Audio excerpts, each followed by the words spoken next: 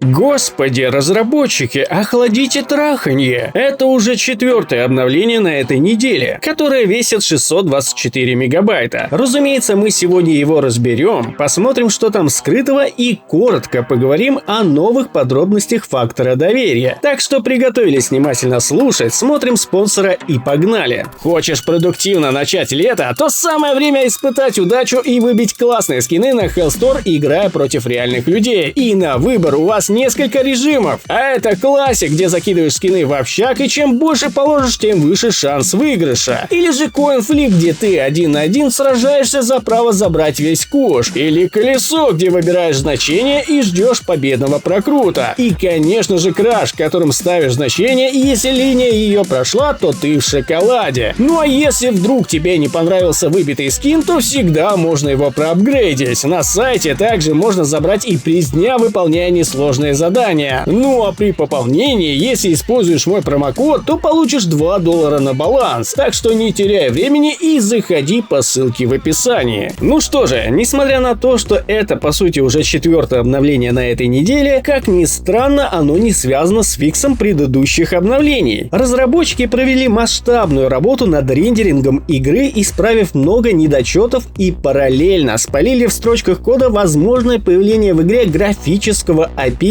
OpenGL. Но по большей части вся эта возня затевалась для более лучшего контроля ситуации над визуальными багами, такие как проблемы с освещением или же отрисовкой воды, что собственно и произошло. На карте Overpass улучшили поведение бомбы в воде, а на картах фона главного меню, это нюк и склад, пофиксили те самые проблемы с освещением и параллельно, по всей видимости, пытались оптимизировать визуал для слабых ПК. Также разработчики исправили на карте нюк зазор, который находится на пленте Б. И вдобавок они решили расширить выбор настройки, который позволяет смотреть по именам товарищей, где они приблизительно находятся за стеной. Да-да, те самые никнеймы со снаряжением, которые находятся над головой игрока. Теперь же вы можете выбрать показывать только указатель. Имеется в виду маленький такой вот треугольничек. Ну или же показать имя со здоровьем, или же все сразу. Теперь вот такой вот обширный вариант. Ну а также разработчики пофиксили случай, когда боты чудесным образом телепортировались, находясь недалеко от лестницы. Ну и в завершение различные изменения в файлах локализации. Ну а что же касается утечек, то тут весьма грустно. Хотя в целом удивительно, что в последнее время хоть и маленькие, да всплывают. В очередной раз всплывает строчка, связанная со звуком удара ножа для NPC, что говорит нам о том, что разработчики продолжают работать над возможной кооперативной миссией в CS2, которая может появиться вместе с операцией. Хочу также подметить, что данная строчка уже всплывала, и в файлах игры она скорее всего поменяла позицию при новой компиляции кода. И раньше ходила теория, что это особо ничего не означает. Однако, исходя из последних обновлений, выяснилось, что иногда, если какая-либо строчка меняет свою позицию, это означает, что связанный с ней скрипт дополняется или же корректируется, что доказывает текущую работу над ней. Ну и напоследок по поводу информации из прошлого ролика касательно фактора доверия. Большая часть красных факторов, которые получили пользователи, сняли. Это не отменяет всю информацию из прошлого ролика, потому что фактор доверия так и остался предвестником будущих банов. И исходя из этого можно сделать вывод, что разработчики хотели поставить всех неугодных на карандаш, но в очередной раз задевало и невинных игроков, поэтому они все решили откатить. Кстати, возможно, поэтому они и стали выдавать предварительно красный фактор, прежде чем банить игроков, дабы не допустить ложные баны, как это неоднократно бывало. И на этом у меня все. Всем огромнейшее спасибо за просмотр, всем пока